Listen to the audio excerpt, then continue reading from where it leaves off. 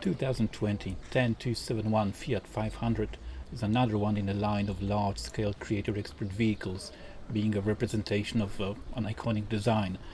Just like the Mini or the Beetle, the Fiat 500 is one of these cars that basically motorized an entire nations and gained a cult following. This is, as far as I know, the first official collaboration between the Lego Group and Fiat, which is something I'm very excited about. As there are many brands of German or British luxurious cars already, but we're missing some good old-fashioned regular European vehicles like Fiat. I'm looking forward to seeing more Lego models of Fiat cars, obviously in different scales.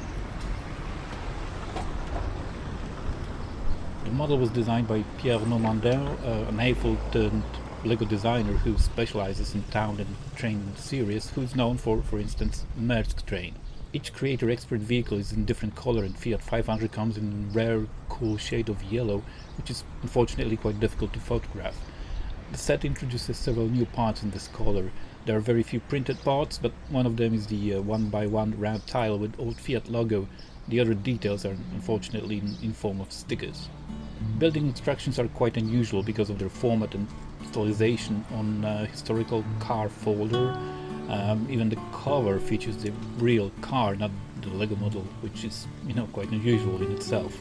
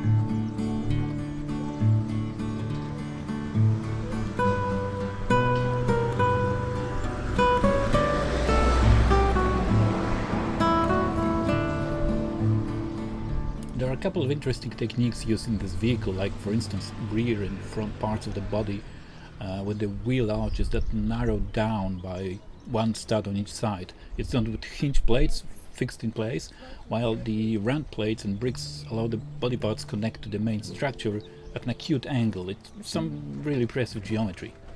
The upper, narrower surface of the doors is fixed to the lower part using click hinges, which is a cool idea, but the exposed hinges visible from the inside are spoiling the look of the dark red upholstery on the doors. Front and rear parts of the body are designed with an odd number of studs to achieve the symmetrical effect.